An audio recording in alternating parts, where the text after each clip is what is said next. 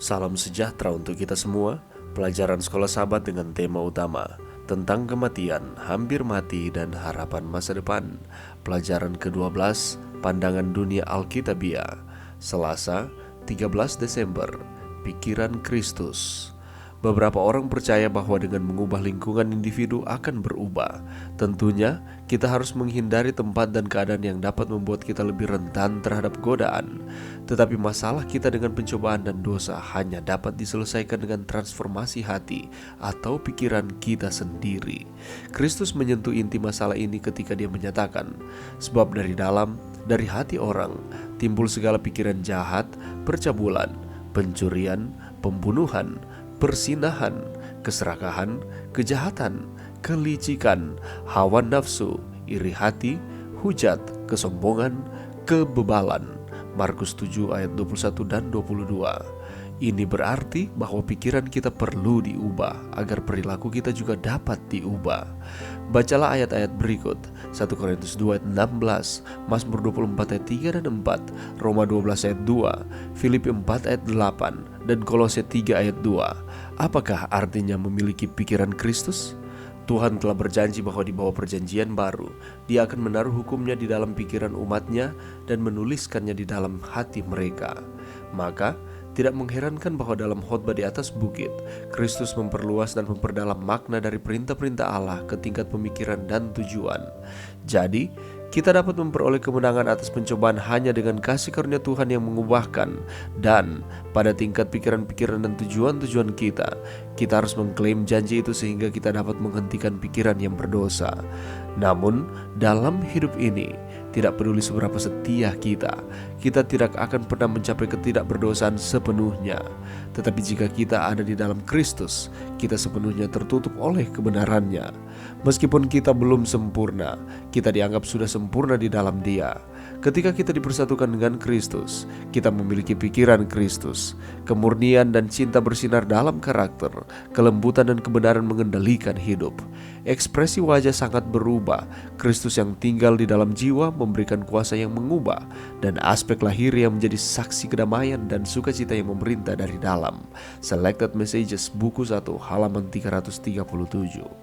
Hanya dengan penyerahan setiap hari, mati setiap hari untuk diri sendiri, upaya yang tekun setiap hari, dengan iman untuk taat kepada Yesus, kita dapat memiliki transformasi semacam ini dalam hidup kita. Bayangkan seperti apa hidup Anda jika Anda bisa menghentikan bahkan pikiran-pikiran yang berdosa. Seberapa berbedakah hidup Anda? Apakah satu-satunya cara potensial untuk menjadikan ini pengalaman Anda? Pelajaran yang bisa kita dapatkan pada saat ini, Rasul Paulus menjelaskan bahwa setiap orang percaya harus menjadi orang yang rohani. Kita dapat memiliki pikiran Kristus hanya jika kita memahami hal-hal rohani secara rohani dan dipimpin oleh Roh Allah. Sebab, siapakah yang mengetahui pikiran Tuhan sehingga ia dapat menasihati Dia? Tetapi kami memiliki pikiran Kristus. 1 Korintus 2 ayat 16. Dengan cara ini kita dapat melihat sekilas ke dalam pikiran Tuhan sehingga kita dapat mengetahui pikirannya. Hendaklah kamu dalam hidupmu bersama menaruh pikiran dan perasaan yang terdapat juga dalam Kristus Yesus. Kalau kita membaca di dalam The New International Version menerjemahkan frase ini, memiliki pikiran Kristus ialah memiliki pola pikir yang sama seperti Kristus Yesus, sesuai dengan Filipi 2 ayat 5. The New Living Translation dan beberapa terjemahan lainnya menjelaskan istilah ini dengan tepat sebagai sikap. Kamu harus memiliki sikap yang sama seperti yang dimiliki Kristus Yesus. Kita perlu berpikir menurut cara Tuhan. Yesus menegur Petrus karena pemikiran duniawinya. Matius 16 ayat 23 menyatakan, engkau bukan memikirkan apa yang dipikirkan Allah, melainkan apa yang dipikirkan manusia. Mempunyai pikiran Kristus itu berarti bahwa kita memahami apa rencana Allah di dalam dunia ini. Kita memuliakan dirinya, memulihkan segenap ciptaan kepada keindahan asalnya, dan menyediakan keselamatan bagi orang berdosa. Ini artinya bahwa kita mengidentifikasi diri dengan tujuan Kristus untuk mencari dan menyelamatkan yang hilang sesuai dengan Lukas 19 ayat 10. Memiliki pikiran Kristus artinya pandangan Yesus tentang kerendahan hati dan ketaatan, belas kasihan dan ketergantungannya kepada Allah. Kita juga harus memilikinya. Memiliki pikiran Kristus sesuai dengan 1 Korintus 2 ayat 16, itu berarti bahwa pikiran Kristus bertolak belakang dengan hikmat manusia, cara pandang dari manusia itu sendiri. Yang kedua, pikiran Kristus melibatkan hikmat dari Allah yang dahulunya tersembunyi namun sekarang dinyatakan di dalam ayatnya yang ketujuh. Itulah sebabnya apabila kita meminta hikmat atau mencari hikmat, mari kita meminta kepada Tuhan. Pikiran Kristus ini diberikan kepada orang percaya melalui Roh Allah di dalam ayat 10-12. Pikiran Kristus tidak dapat dipahami oleh mereka yang tidak mempunyai roh, atau dengan kata lain, mereka yang tidak ada di dalam Tuhan, hanya mengandalkan akan pikiran dan perasaan manusia itu sendiri, terlepas dari tuntunan Tuhan.